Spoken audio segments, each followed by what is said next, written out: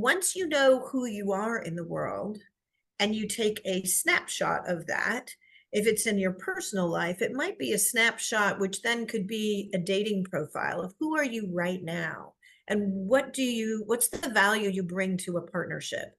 And that would be personal relationshiping. For professional relationshiping, if you're looking to develop your career or connect with a role or an organization, who are you right now? What education, what skill set, what is that je ne sais quoi that you bring to the relationship in the workplace that you can take a snapshot of? And then that would be your resume or your CV. You're listening to Give Yourself Some Leeway with me, your host, Eugene Lee. I've spent the last 4 years trying to discover how to break the burnout cycle, and as a high achiever in a fast-paced world, I know how easy it is to slip back into old habits, leaving you feeling overwhelmed and left behind. If you're anything like me, then you need to hear this. Burning out is not your fault. Yes, you can recover from burnout. And the post-burnout growth is not only real, but it feels amazing. This podcast is dedicated to helping break the stigma around mental health in the workplace, ending burnout culture for good, and the action steps that you can take today towards your personal growth and success. So let's do it. Michelle, welcome to Give Yourself Some Leeway. Thank you for taking time to join the show today. Oh, Eugene, thank you so much for inviting me to be part of the program and the mission and vision that you're sharing with the world. It's such an exciting topic that everyone can benefit when you listen in and hear what's right for you. It's such a pleasure. And Michelle, with the art of relationshiping, what Yeah. what inspired you to do the art of relationshiping? Well, I'll tell you, I wish that I had the idea that I was going to do this when I was little and, oh, when I grow up, I'm going to teach people the art of relationshiping. I did not know that that was a path for me. So, although I was observing interactions between people and their relationship with themselves, their inner voice, their inner thoughts, their bodies, the relationship with food, their partners, their families, children, parents, as well as the relationship with where they live, their academic experience, their professional choices, the organization they work with, their colleagues, their clients, their community, all of it. So I was a real student of observing how people connect and relate to one another. So growing up, I certainly got, my business degrees and international economics degrees, and then went on to become a portfolio manager, to be a senior director in a medical publishing company, and a social scientist at Stanford University. But it wasn't until I had found the right partner for me, and we fell in love very quickly. We were at the same point in our lives, and we wanted very similar things out of our lives, and our value systems were lined up. So it was a very easy, loving relationship. And people could see when one of us walked in the room, the whole room would light up because we had that incredible connection together. And we built a life together. We built a family together. We built a home together. And it was our little world. And it was perfect until he died. And that left me head of household, sole parent, and you guessed it, single. So while I had all of this incredible education and professional experience, I really was compelled to write the guide to rebuild life after loss. And then people were reaching out to me to help them through it. When I did write the guide, and Guy Kawasaki, the branding guru of the world, who evangelized Apple Computer with Steve Jobs, he and I were sitting down at a breakfast table together because I'm friends with his wife. And he said, "This is your book, write your book." And that was my first international bestseller. Life Worth Living, a practical and compassionate guide to navigating widowhood and soul parenting. It became an international bestseller. People were reaching out to me from all over the world to help them through it. And what I learned was that I'm really good at helping people figure out what is life and love all about. The other side of that was that all of the people who had reported to me and successfully grown their careers and the organizations that I had helped through the years were also reaching out to me saying, congratulations on this book. When are you going to write the book that we've been begging you to write for all of these years? So, in fact, the new management blueprint, Spark Talent to Ignite Winning Teams Creating Valuable Results, is actually a love letter to all of the people who I've helped in a professional relationship and capacity. That's how I became a relationship coach. What's so magical about the new management blueprint is it's really a way to bring individuals, teams, and the organizations in alignment with the mission and vision of the business.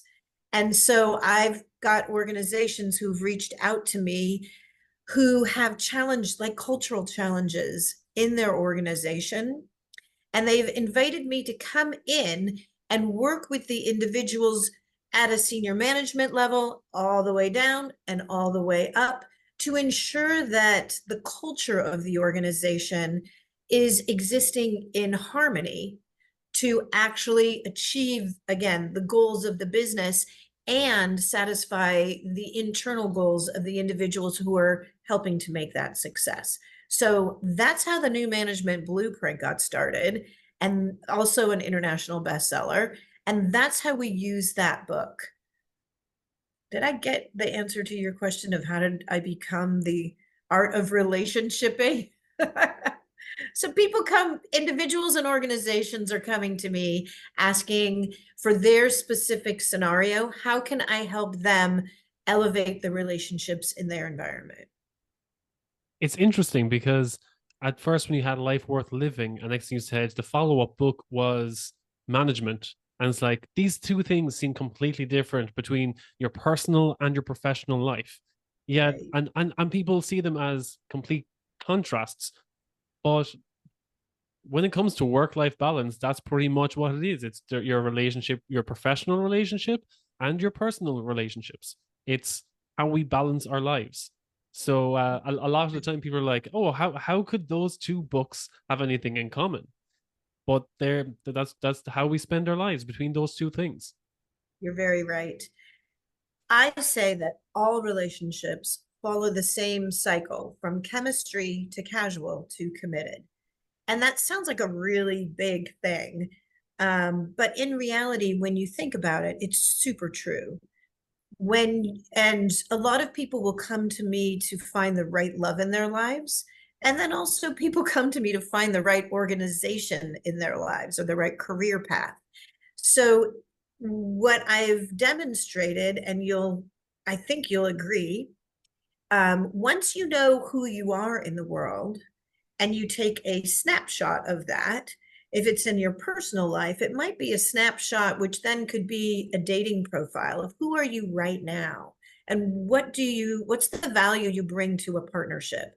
And that would be personal relationshiping. For professional relationshiping, if you're looking to develop your career or connect with a role or an organization, who are you right now? What education, what skill set, what is that je ne sais quoi that you bring to the relationship in the workplace that you can take a snapshot of? And then that would be your resume or your CV.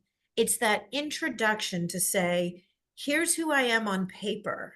Let's, it's inciting curiosity enough to make the connection with you so that you can then find out more. And that would be like the hook in the water to invite that either professional or personal relationship to connect with you, building the chemistry. That's the chemistry portion of a partnership or relationship. And in that phase, we're looking for what's right. If you're looking for the right career, and we'll go down the professional path here, but it does mirror in parallel with the personal path. If you're looking for the right career or the right role that you can thrive in and make a positive impact and a significant enough difference that you will find that ikigai, intersection of your passion, your skill set, and what you can get paid to do to make a positive difference in the world, that's what we're looking for. And when you make that CV or that snapshot of where you're at in your professional life and the value that you can bring to an organization, we want to find the match that will really elevate you in your career, and that it's so exciting that it literally builds the chemistry when you make the connection. And it's not going to be a scenario that's going to pull your energy down or drag you down with them, I say, because you're going to wake up in the morning excited about making a difference. And that's the kind of professional relationship that we're looking for. One that you feel like you're valued, you're seen and heard, your contributions matter. And with you working as part of the team that you're on, and you know what your goals are as an individual, the team goals are going to be lined up with the achievement of the mission and vision of the company, so that you can not only hit those goals, but you know that what you're contributing is also going to be as exciting as what your partners or your team is contributing, and that you're going to exceed expectations. You'll know how to make the difference to not only achieve goals, but exceed them every single time. So that moves chemistry to the casual portion of the relationship, when you know what to expect at work every day and you know who you can rely on your team to do what. And when you meet those expectations, that's the commitment handshake that catapults you forward into chemistry again, going, what are we going to do today? What kind of goal can we not only achieve, but exceed? And how are we going to go about doing it in this partnership? And for a lot of people, I feel that they never get to that realization or that level of awareness, whether it comes to their personal relationships or their professional relationships when it comes to choosing a career. They never look at themselves. They always say, okay, what job is on offer? And then they're like, oh, I'm really bored of this job, or I feel I'm exhausted and I don't feel appreciated. I'll just find the next place that will hire me. Rather than looking at themselves, what are their values, and seeing, okay, is this place where I'm working right now congruent with those values? And if it's Mhm. not, okay, where is the next place should be in line with those values before I move on. Same as and as you said, with a personal relationship when you're dating, if there's conflict, okay, maybe your values aren't aligned. That means when you look for the next person, you should be looking for someone who has more aligned values rather than just jumping into the next relationship and seeing how that goes. You People need to look at themselves and their relationship with themselves. They could be self-sabotaging for decades and not realize that they never had that self-awareness to see, oh, this is why things have always been going wrong, because I keep going after the same people who are not aligned with the values that I hold, or I compromise on those values because in the short term it seems like, oh, this is okay for the short term. It's okay for a year or two, or I'll give it a couple of months, and that a couple of months becomes 5, 10 years, and then you wonder where that conflict all started. It all began because they didn't have that self awareness to look within and see, okay, what values do I hold dear to me, and what do I need to do in order to Right. find someone or an organization that is more aligned. It's not their fault. It's not your fault. You most likely didn't have the role models or guides who would actually take pause with you and show you that you are so valuable that you deserve that type of reflection, and that you deserve to move in relationships with an intention rather than just taking whatever floats downstream and that you can grab onto, or anybody or organization who just says, okay, we're interested in you, let's see how it goes, and then just hope everything else lines up. So it's a very reactive way to go through life, but there weren't any relationshiping classes until I showed up on the scene. It's very hard to find someone who's going to be willing to say, who are you? And here's your lifeline. You're about here. What would you like for the rest of your precious life? And it's limited. There is scarcity. That's why your precious life is so precious. So rather than just waiting for what floats downstream, yes, there is a time and a place to do what it takes to make ends meet. Absolutely. And that shows integrity as well, that you'll do whatever is necessary. At the same time, it does not mean that you should just accept everything in the long run, because and I'm a widow, so I feel like I have authority to say this, but on the day you die, I really hope that you know you really lived. And that is very important. On the day that my husband passed, he and I both know that he really lived. His life was not long enough, but it was certainly juicy and potent and sweet. And we did an amazing job at relationshiping together. And we had the most incredible life that we got to share. I made the decision to continue on with life and keep the commitments and responsibilities that we had decided together. And now, again, I am in love and I have a partner, and it's very different. I have changed through those life changes. And rather than letting it take over me and wash over me like a tsunami, I'm I know how to help people, like I helped myself, become resilient.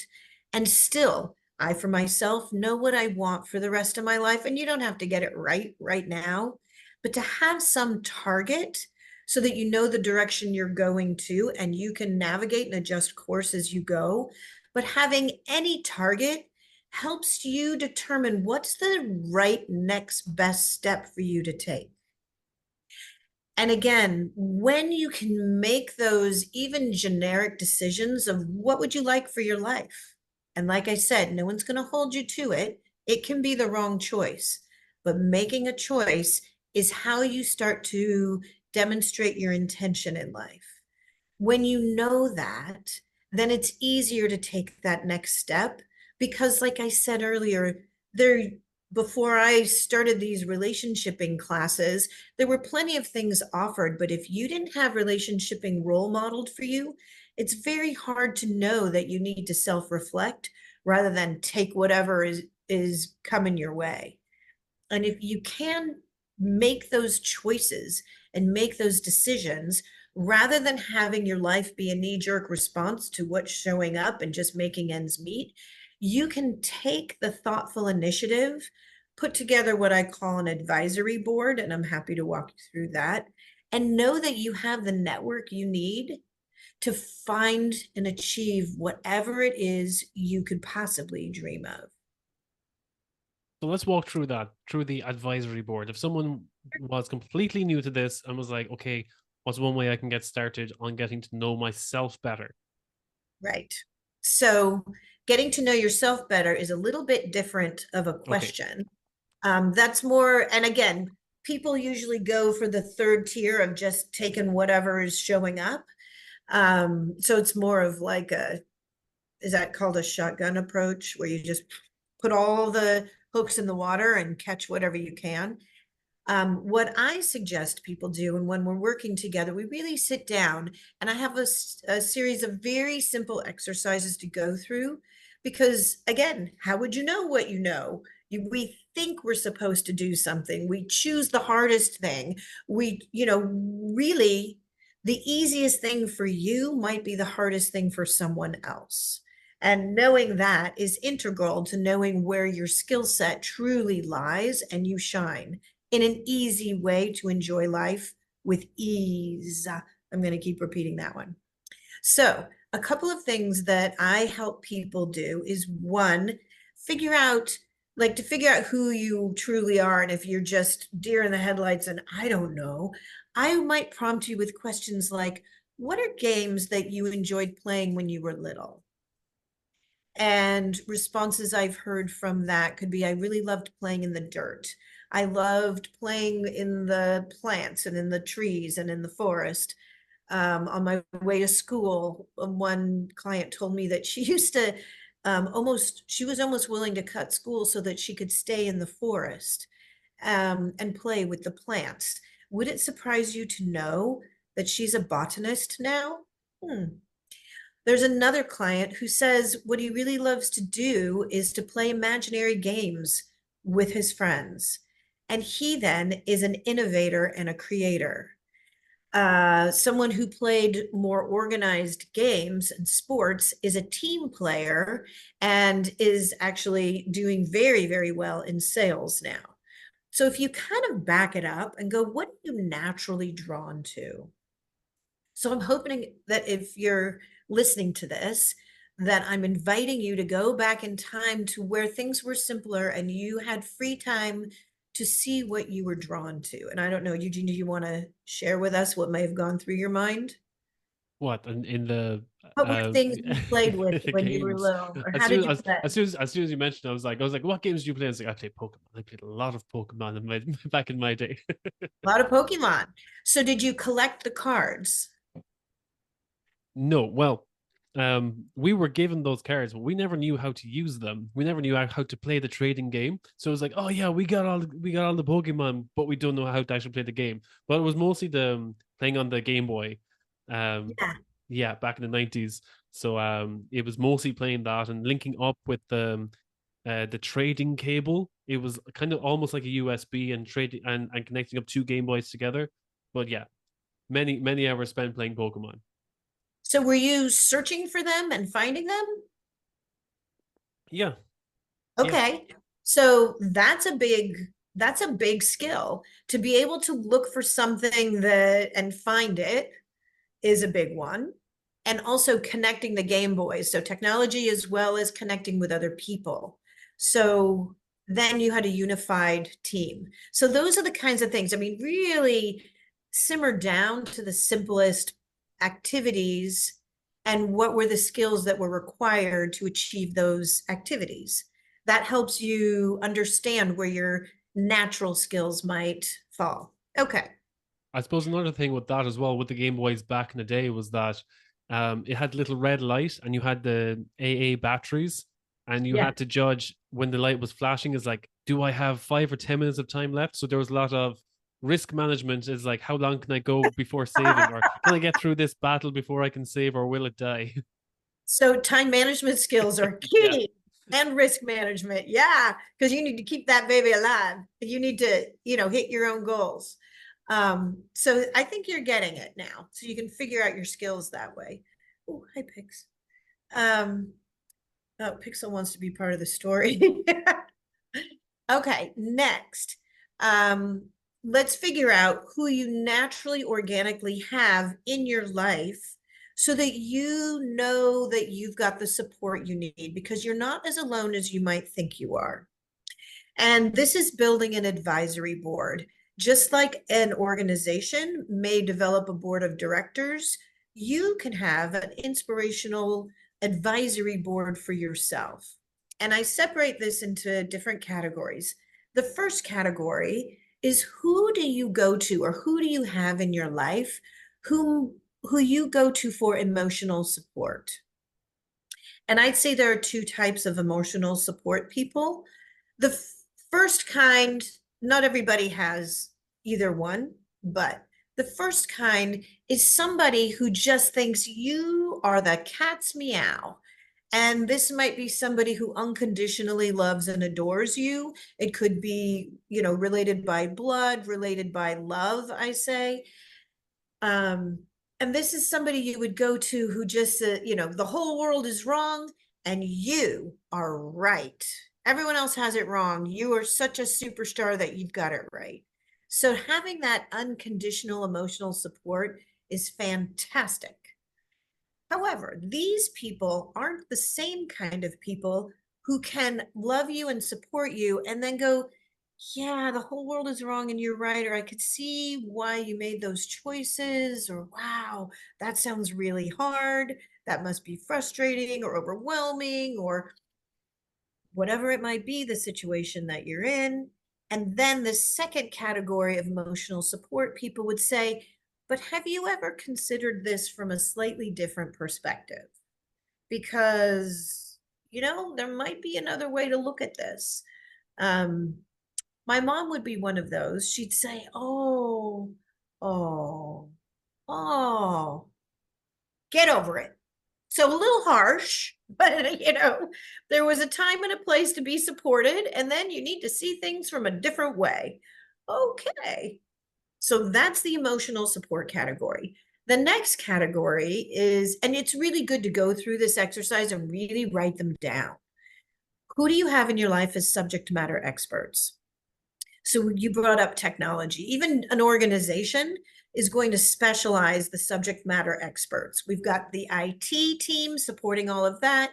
There are people in finance and accounting. We've got the sales reps. We've got the customer relations and the follow through.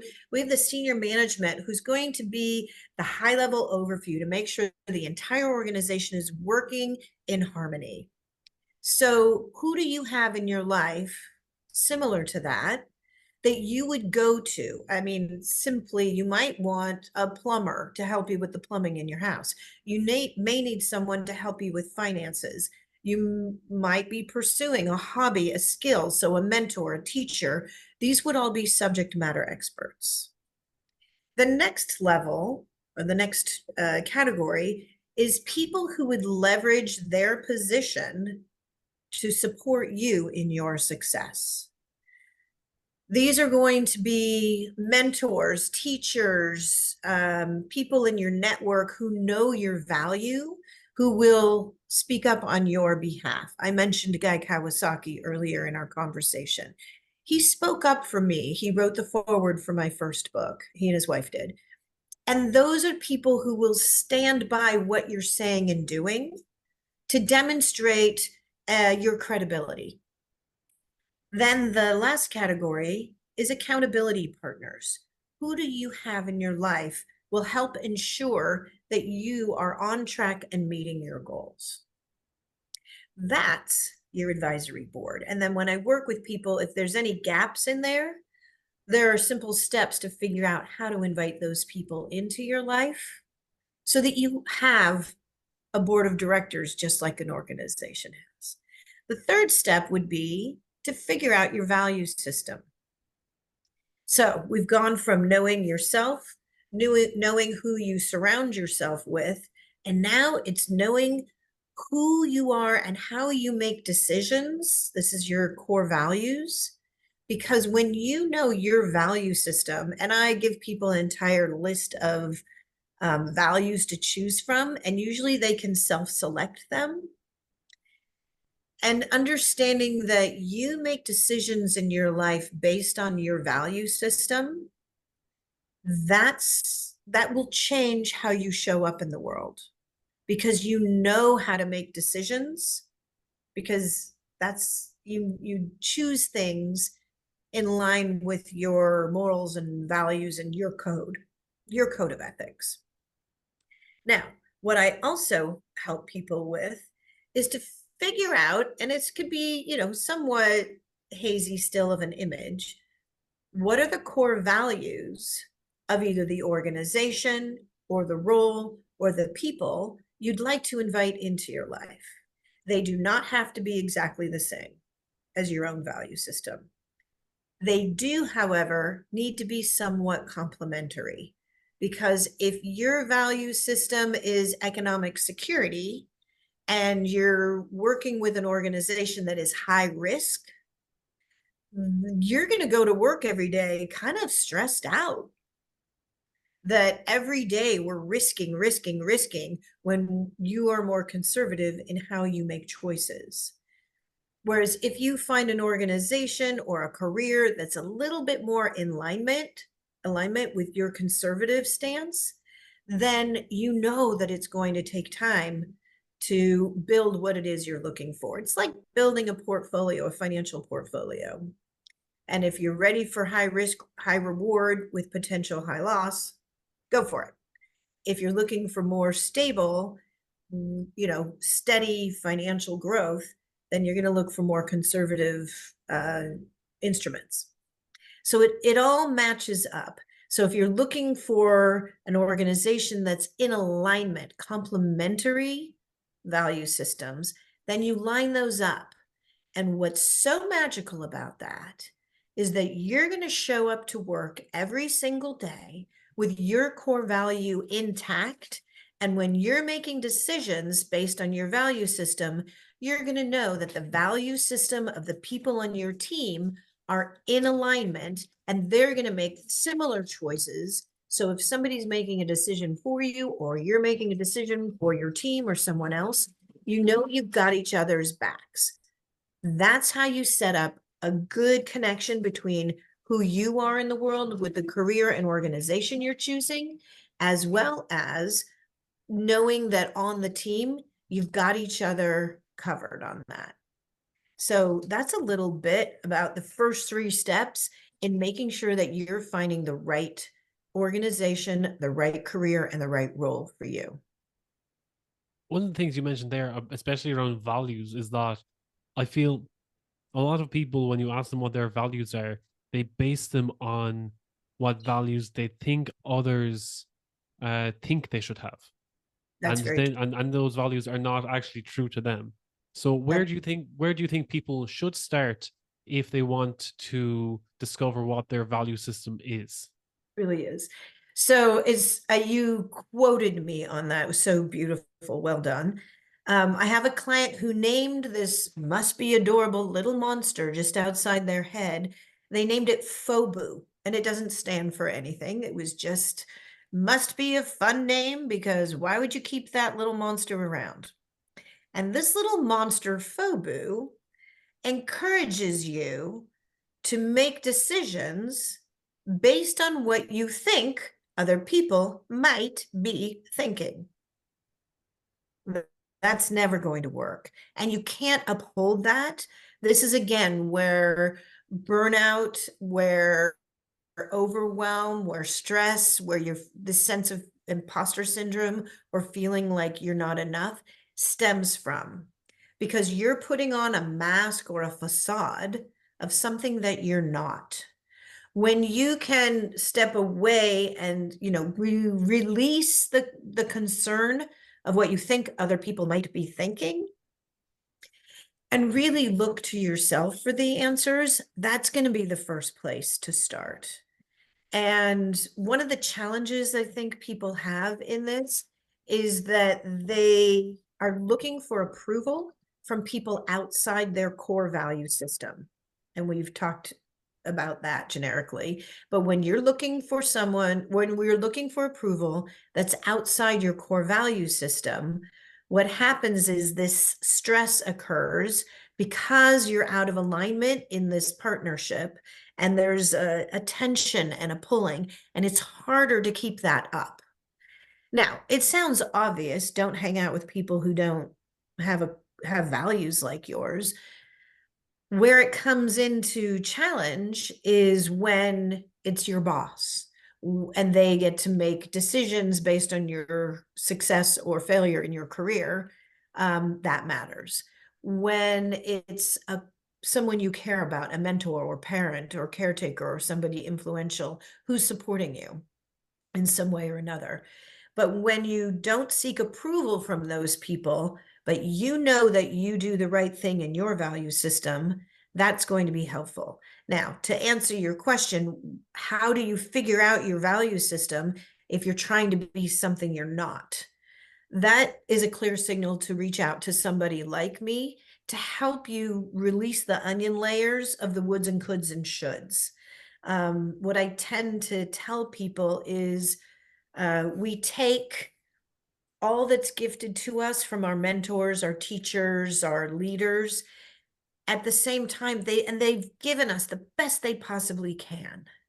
So again, this is role models here and education. And they're going to give it to us at an age appropriate level or whatever they can deliver to us. But then you as an individual have your own set of goals with a whole different set of variables here. So to be true to who you are, take the best of what you've got and be true to who you are. And if you're veering off and you're pursuing something outside your value system, some sparkly object, that's fine. Realize that's what you're doing, but you can't uphold that for any length of time or you stumble. There's going to be a sabotage or something, it's going to fail.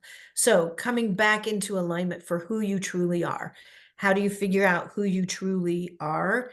Is going to go back to what do you want for that part of your precious life? You only have this much left. We don't really know what that amount is, but I've yet to meet anyone who is not mortal.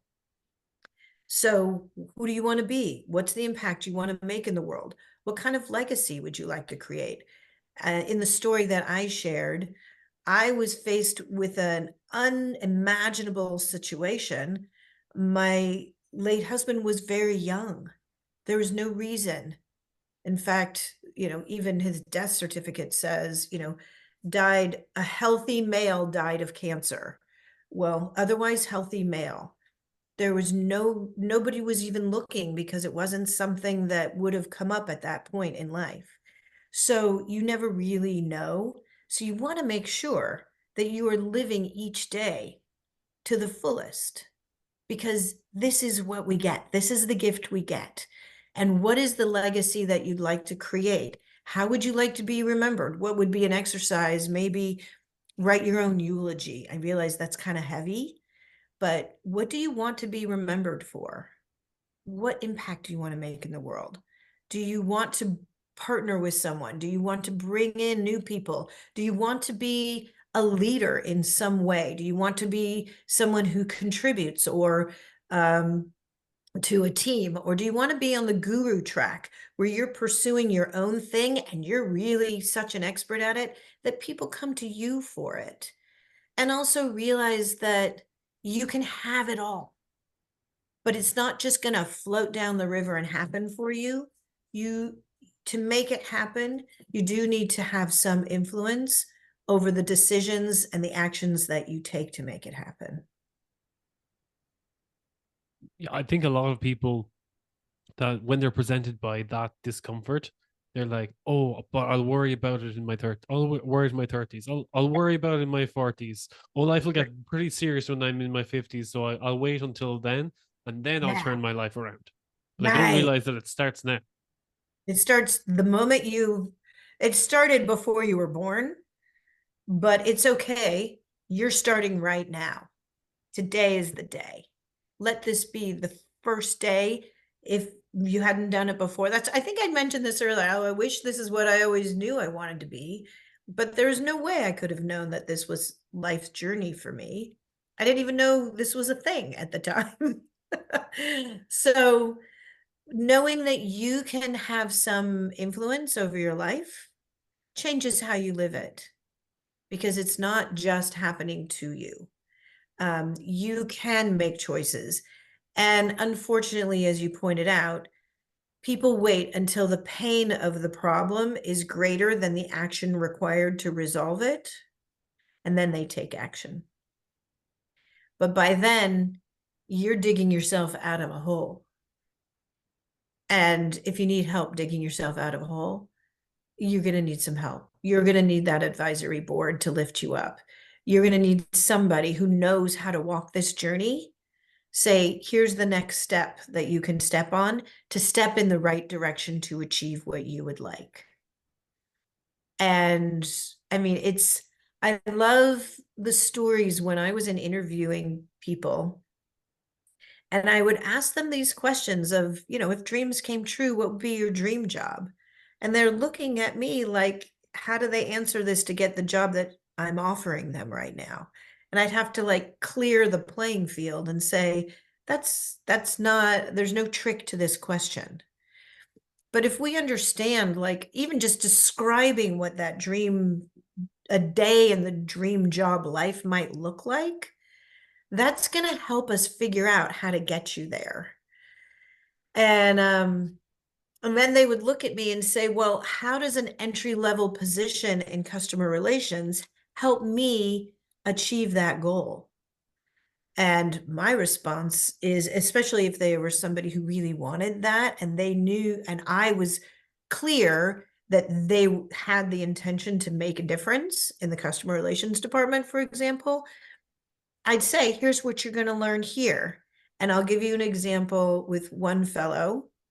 His dream job, and thank God there's someone who wants this job. He dreamt of becoming a principal in a junior high. Thank God. That's the hardest job ever. And here he is applying for a customer relations role. And he's saying, well, how can I, what we're going to do is bridge the gap. What are the skills, just like we talked about, what did you naturally enjoy doing as a child, and what were the skills you were learning doing it? So what are the skills you need as the principal of a junior high? And how do we bridge that gap? So when you apply for the job as a junior high principal, it makes you an obvious choice, even though they were unrelated roles. Just like you were saying, my two books seem unrelated until you realize one is personal relationshiping and the other is professional relationshiping. So and then my new book coming out is called Find Love Now. So very, very specific. Um, so the other people on my team have gone up through the career paths. They've been very successful in sales, in finance, in accounting, and many of them run their own organizations very successfully as CEOs now. So really, it's bridging that gap. When you walk into the workplace and you've got strong mentorship and leadership, you know that there's going to be very low turnover in that organization, because those are people who are going to grow in the company and help the company grow. And the only reason they're going to leave is to branch off and help, something on their own or success in some other way, and building that successful professional network. It's a dream come true for me too. Yeah, well, this is all very close to my heart, especially in the past year, because I was job hunting last year, and Mm. a lot of the time, I burnt out in my last job, but everyone was like, "Oh, you burnt out, so that means you left that job. What are you doing now?" And I was like, "No, no." It was like I burnt out, but I started recovering, but I stayed in the same job because I realized the everyone blames the company for burning them out, and they just move on to the next one. Next thing they realize they're burning out again in the new company. It's like, okay, I've done my time here. I'm starting to feel burnout. Time to hand in my notice and find a new place. But I realized I was like, it wasn't 100% the company burning me out. It was how my own personal relationship with my boundaries and the amount of work that I was taking on and not giving myself the chance to recover, and the amount of stress that I put on myself, Right. that and not setting a boundary with that, that people just expected, oh, you can meet these high levels of stress and the high levels of demand, so of course we're going to give that to you. And that built up over time. Next thing I set those boundaries, and next thing I started to feel it coming again. I was able to recognize the warning signs. And I Right. realized this time it wasn't because I was setting my boundaries. I was like, something else is off. And it was only when I looked at, okay, where are my values? And I realized that the nature of the work I was doing now, my values had changed over 10 years. And Right. so I was like, okay, my values have changed since first day. These are the values that I hold true to me now, and they're no longer congruent to the work that I'm doing. So it's time for me to make that change. I need to take that responsibility on. I can either suck it up and stay here and be cynical all the time, or I can be true to myself.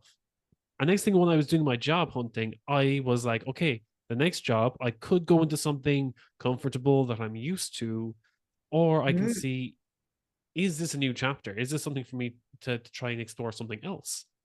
So when I was going to job interviews, the one thing that I wanted was I want to join a team that is excited about the work that they do. So I always used to ask my interviewer, who would more than likely be my new manager, I used to always ask them what excites them about going to work every morning. And they always got caught off guard. They were like, that's a really strange question to ask. And I was like, is it? And they'd be like, oh, it's my 9 to 5. It is what it is. And straight off, I'm like, okay, well, this is definitely a no from me. And next thing, I had this job interview. It was I was living in Ireland at the time, and the job interview was remotely. It was based in Switzerland, and it was the one time I asked the manager, like, I was like, what excites him about the work? And he was like, I just love my team. I just love the dynamics of my team, and this is what we do and everything. And then it was a new area for me as well. It was a completely new like my background is in microbiology, and this position was primarily engineering. And I was like, look, this is the microbiology experience I'm bringing to the table, and this is the engineering that you're looking for. I can bring this to the table. What skill sets am I missing that I need to be trained in, and that you can bring to the table? And he was like, great, if you can bring all of this to the table, because this is what we're looking for, I'll train you up on the rest and I'll make sure you get that training. It was like, okay, they were meeting me halfway, and Yes. they weren't just looking and being like, oh, you don't meet everything that's on the on our job description, or I don't see this particular keyword or buzzword in your resume, so you're off the list. They were like, okay, we see where you're coming from, we like your attitude, and we like your vision. It's like, this is what we're bringing to the table, this is what you're bringing to the table, and let's meet halfway. And it was the first time I was like, okay, I like where these guys are going. I was like, and we can, and ever since, the dynamics and the values and everything, I was like, this is so much more aligned. And it was so strange to me, because I'd been job hunting for a while, that I was like, why did it take so long to find this? I was like, is it a cultural thing here? Was it the company? Was it the team? Was it the manager? How far down did I have to go to find out, where did this spark come from? Where did this alignment begin? Right. So I love the your story and that you were able to figure that out. I'm sorry that it took burnout for you to figure it out, because burnout is real. And what you demonstrated is your resilience to one, be a strong contributor to the team, to the organization. And they knew they could rely on you so much that they kept giving you more, more, more, more, more. And it is important to understand when it's time to set those boundaries of here's what I can do and here's what I can't do or what I can't do right now. So project management, or then go ahead and delegate, whatever it is. For you to see and learn the hard way, sorry, that you can't do all of it all on your own, and learn how to do that and what integrity you had to stay with it as so much that you were like, okay, this might be outside of my value system, but what is it? Is it, you were saying, how far down do I need to drill to figure this out? And then when you're interviewing to look for the next right relationship, professional relationship, it was really an opportunity for you to see where can I set this alignment up so that I can be in alignment with who I am, my natural passion and skill set, and how is that going to align with the core value system of the new organization that you're going to be welcomed into as a team member, who you will show up for and they will show up for you. And organically, it sounds like you're now with an organization that is going to check in and not take advantage to the point where you're going to lose all of the energy that you've got, to the point where you've got nothing else left for yourself. Or, I mean, it does cause health issues when you're out of alignment there. Um, and I do have experience with clients who've had burnout that has eventually put them in the hospital. They've lost marriages, they've lost relationships with their children, they've lost their friends, they lose the relationship with their organization that they've given their life blood to. And it's like they feel used and taken for granted. But really, it's up to the individual like yourself to say, this is what I can do, and this is what my limit, this is what I cannot do. Then what I loved is how you shared your transferable skills from one industry to another. And the interviewer in your case was like, I see that, because they could see the spark in you. And that's what's so valuable. When you've got somebody who can go deep and look for that, that's the kind of team you really want to be a part of. And they say, People don't leave organizations, they leave managers. And the new management blueprint book that I wrote is really how to up level the management system to be insightful. What are the cues you look for? How do you build a team? If again, if you have turnover, people see that as a loss. If you're the manager, you could see it as an opportunity to put the right team players together. Then you were sharing, they were meeting you halfway. You could see the value you were bringing, and you could also see the value that you were gaining by creating this relationship. So the organization and the team, yourself, you maintain your own identity and all the value that you bring. And together, it's the relationship that you're creating together. And this is this universe of experience that you share, and you know how you can rely on one another. You're there for one another, the skills, the knowledge that you bring. And then it's how do you achieve the goals of yourself, the team, and the organization within that relationship here. And it sounds like you're very happy there. And that I imagine there are personal, professional relationships that are being built because everyone's got that esprit de corps in alignment. And that makes it so much fun to get up and go to work because you get to be part of something that's meaningful to you. And that's what we're talking about when, you're what kind of impact you want to make in the world. You want to be part of a stellar team that makes a difference. You go for it. Yeah, I think what it came down to, because I was asked in one of my interviews what I looked for in a leader. And at this point I just like sat back in my chair and I was like thinking for a minute, and I was like, what do I look for myself as a leader? What do I bring to the table? And what do I look for in a leader to manage a team? And I just said, I was like, I look for good communication. I look for Mhm. empathy and understanding so that they have a personal relationship with everyone on the team.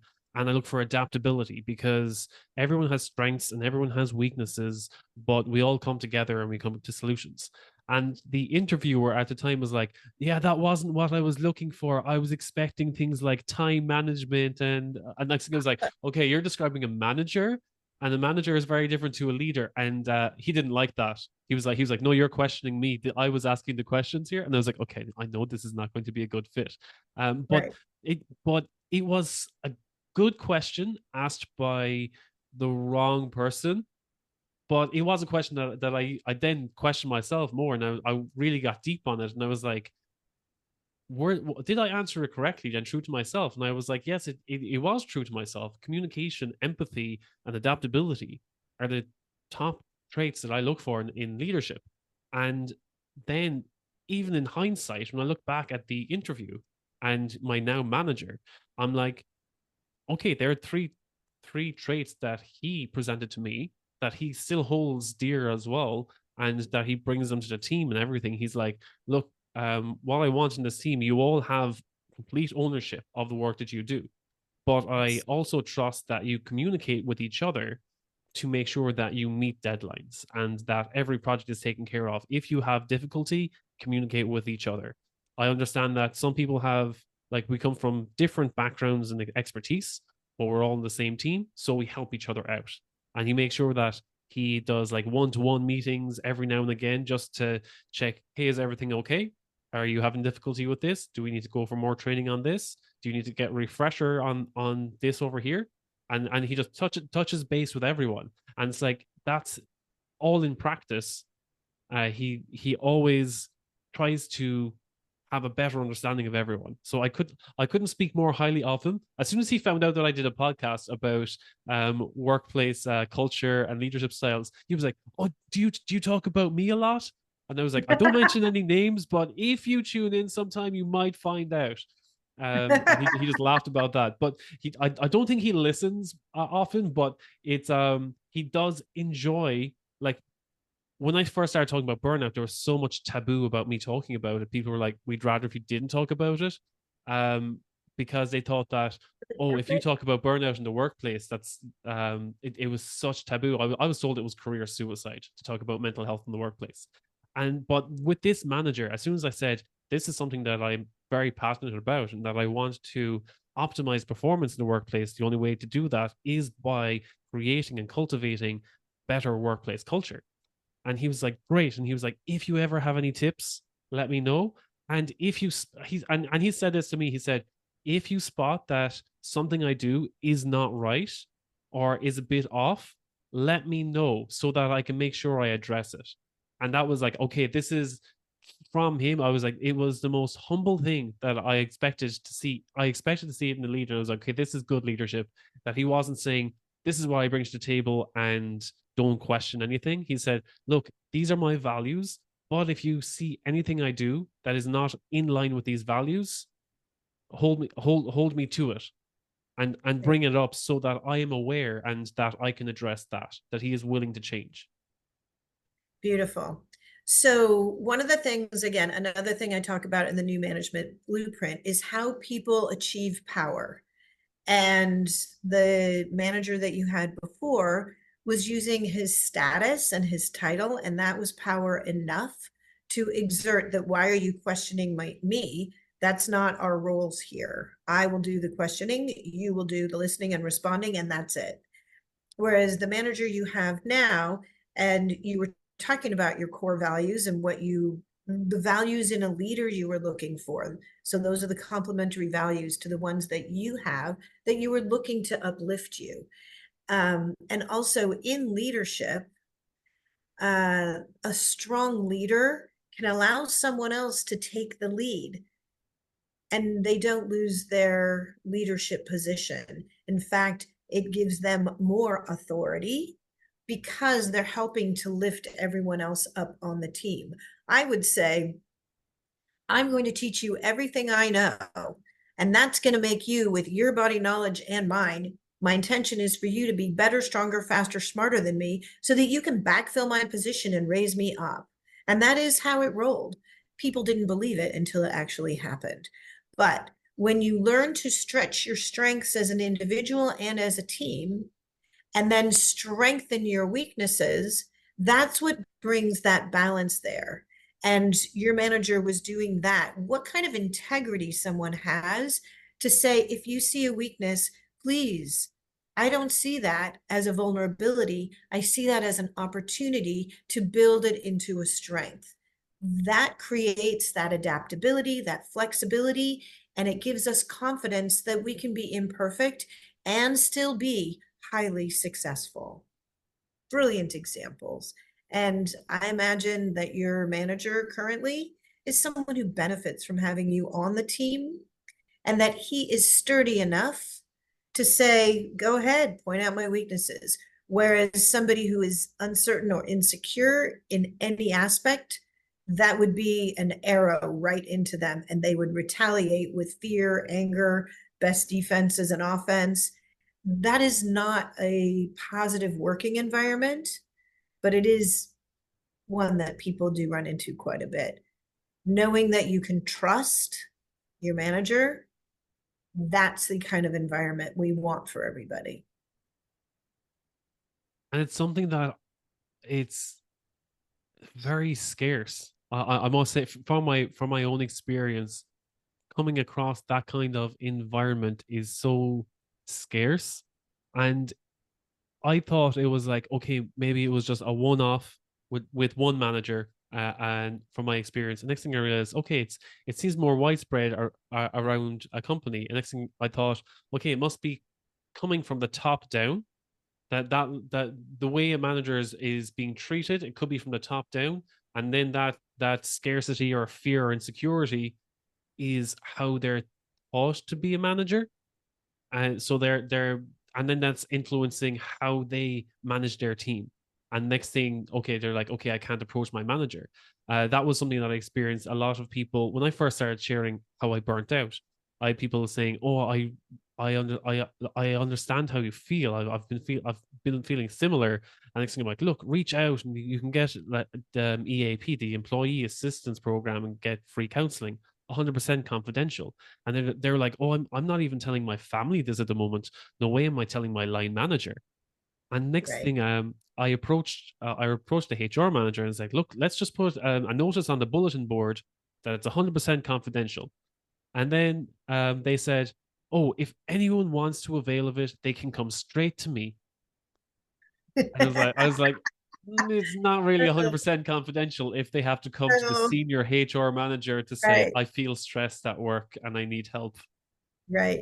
Well, this, I mean, what you're talking about is, I call it the secrets of happiness and how to get there. And it's uh, the behaviors that we adapt, the strategies we adapt to make sure that we feel safe. And those start in utero, really, but I don't have the wisdom of the womb. So I usually start with people after that, always. Um, but really, it's what did you do to ensure that you felt cared for, safe? What did you do to make an effort to get your needs met? And whether those are emotional needs or physical needs, we behave differently to get that satisfaction and that recognition. So it could be something that was developed as a strategy early on in life, or it could be, as you mentioned, something in the workplace. If you have a manager, and I call these managers eucalyptus managers because a eucalyptus tree drops an oil that prevents anything from growing underneath it, they're very difficult people to work for because they're not going to encourage your growth, and they will demean or diminish your contributions. Sometimes it's like stepping on someone else to make them look good. It doesn't really solve the problem in entirety, but some people feel like that's the strategy they need to adapt to look good. In the workplace, there are two types of communicators. There are those people who are sending those messages everywhere, and there are endpoints, people who will receive your message and just, that's it. The communication is done. When I listen or work with people who are challenged because someone is not making them look good in the workplace, sometimes I go, well, we need to figure out who are the communicators here, who's sending these messages. And then the way you figure that out is you send positive messages, and then you see what comes back to you. And so you can kind of figure out what's happening in the workplace and how. So not just from your management top down, but also peers. And this goes to politics on the playground, I call it, where there might be somebody who's perceived as popular, but in reality, people are afraid that they're going to be the next target. So people conform to whatever that person wants because they don't want to be the next target. That's how cliques are formed. It's also how people are being recognized and getting that attention so they can self promote by putting other people down.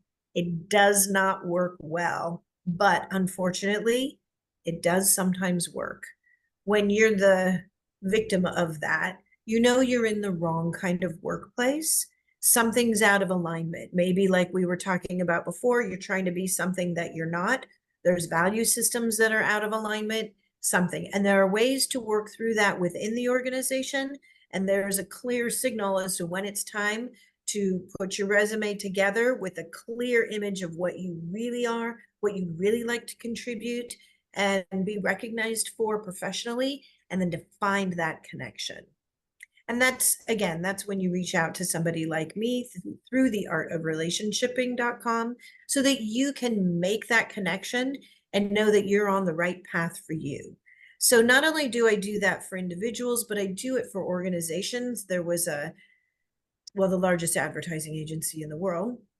And there was a cultural challenge in one of the offices where the VPs were, they missed the memo, so to speak, on the difference between what is public information and what was private. So reviews were not in the right um, protected, secure part of the computers. And the way that they were connecting with clients was not how the organization wanted them to represent the whole organization. So they invited me in to talk about what are the value systems? What are you bringing here? And does our value system as an individual and as a team align with the mission and vision of the business? Are we representing this organization well, the way that we are behaving?